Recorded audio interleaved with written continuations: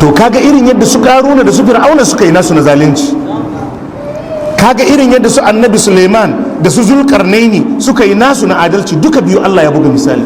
Akwai wasu da Allah ya bada misalin su a cikin suratul kafi.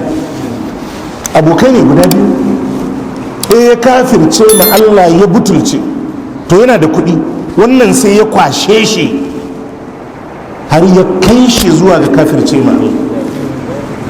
Wataran suna magana da abokinsa, abokin ko ya yi maganar da bai ji daɗi ba ne, ya ce mishi zan malakanta ka.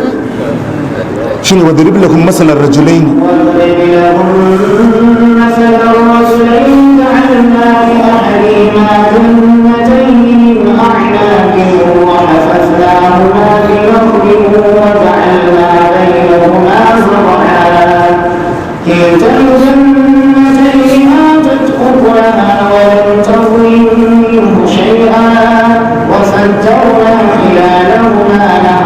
وكان له ثمر فقال لصاحبه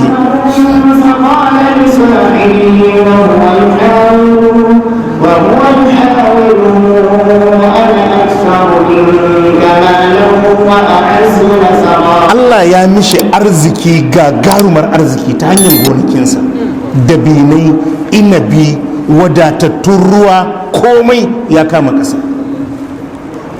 Wata rana suna magana da abokinsa, wa kana lahu thamarun faqala li sahibihi ana aktharu minka malan wa a'azzu nafara. Yace mishi na fi ka karfi, na fi ka dukiya, na fi ka wadata, na fi ka jama'a, ina da wadda za su walakanta ka. Abokinsa ne. To yanzu duka biyu sun wuce ko ba su wuce ba? Sun wuce. Ai idan ka yi dukiya ka wadata, to alamar arziki ya yi albarka a gani a jikin 'yan uwanka da abokanka da makwabtanka da masoyanka. Shi ne.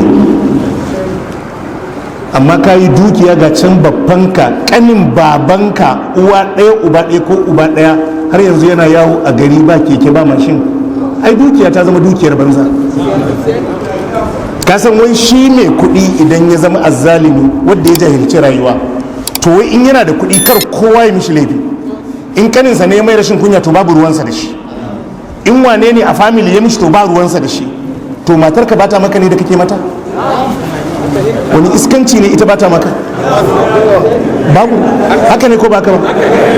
To kuma akwai ta yaya za ka rayu ba za a maka abin da baka so ba, kai mawa kake ma abin da yake so. Haka ne ko ba ka ba? Kai ka kalli kanka yanzu a Bauchi, waye aikin ka ka mishi abin da yake so? To kai kuma waye zai maka abin da kake so? To shi ke haka suke yi doctor.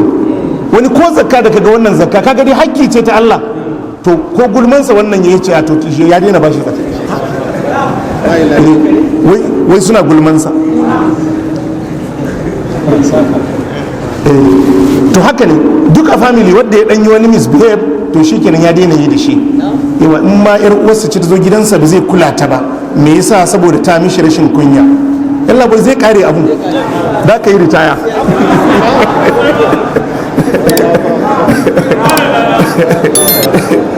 Kasar ritaya yana firgita su. Mutum daga inda ya saura mishi watanni ya yi ritaya, haka kawai daga ya fara rudewa.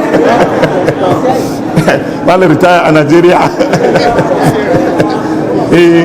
Bare ya saba da fantamawa. Allah ya sa a gama lafiya.